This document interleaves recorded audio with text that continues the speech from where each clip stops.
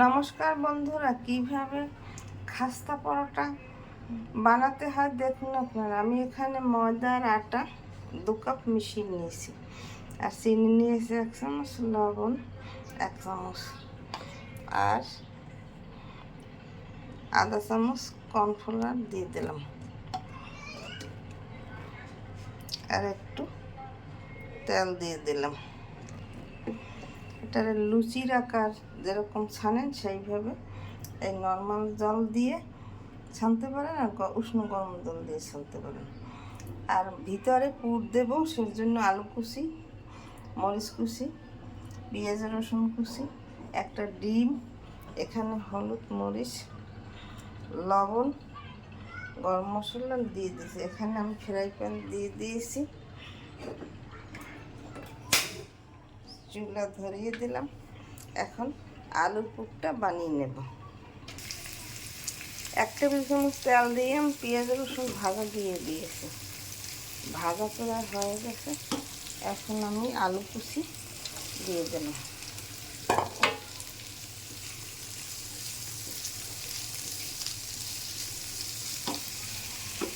মধ্যে হলুদ, মরিচ, লবণ, গরম মশলা সব দিয়ে দিলাম।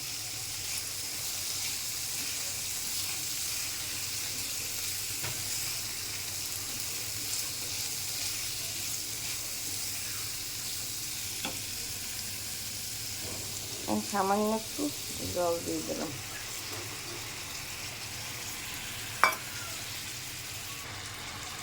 দুই মিনিট পর ফিরে আসছি, আলু সেদ্ধ হয়ে গেছে প্রায়। আমি এখন একটা ডিম ভেঙে দিয়েছি, ডিমে সামান্য একটু লবণ দিয়েছি। ডিমটাকে এরকম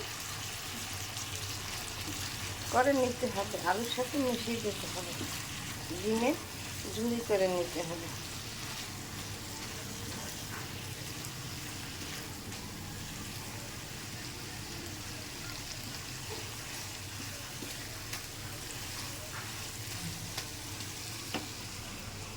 এখানে আমি ময়দাটাকে সেনে ঢেকে দিয়েছি 2 মিনিট।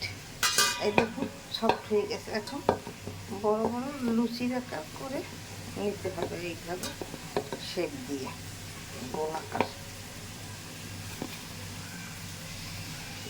তাই কম নিতে হবে। সবগুলো আমি বানিয়ে নেব। আমার অনেকগুলো লুচি হয়েছে। 2 কাপ ময়দা। এখানে আমি এটাকে একটু তেল দিয়ে বেল নিতে হবে। আর এখানে আমার ঝুড়ি ভাজা হয়ে গেছে, ঠান্ডা হলে এটার মধ্যে দিয়ে দেব। 2 মিনিট পর ফিরে আসছি, আমি রুটির আকার বেলে নিয়েছি। এখন এইভাবে কাটতে হবে।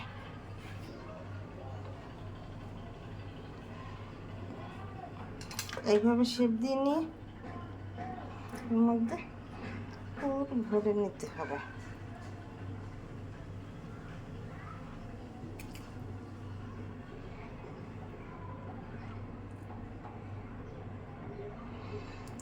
পুর ভরা হয়ে গেছে।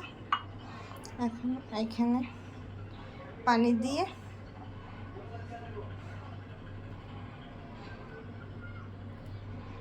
এটাকে এইভাবে শেপ দিয়ে নিতে হবে।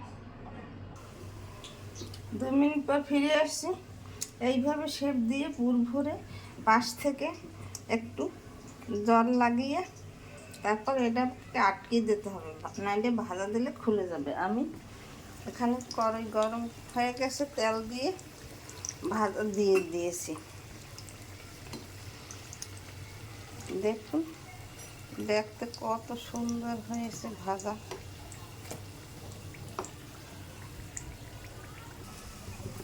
2 মিনিট পর ফিরে আসছি। আমার পুর ভরা পরোটা ভাজা হয়েছে। অন্যরকম শেপ দিয়েছি, পরোটার আকার দেয় না, আমি 3 কোণার আকার দিয়েছি। পরোটা শেপ, পুর ভরা পরোটা আমার তৈরি হয়ে গেছে। দেখুন দেখতে কত সুন্দর হয়েছে, মুসমুস করে। দেখুন একটা ভেঙে দেখাই, এই করকর করে। দেখুন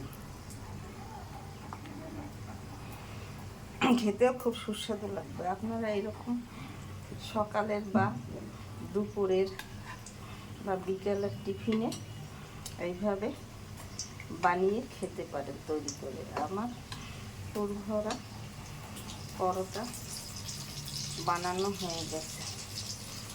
এইভাবে আপনারা তৈরি করে ঘরে বসে দোকানের মতো খেতে পারেন বানিয়ে, খেতেও দুর্দান্ত টেস্টি হবে। আমার চ্যানেলটিকে সাবস্ক্রাইব করে লাইক কমেন্ট শেয়ার করে পাশে থাকুন। ধন্যবাদ।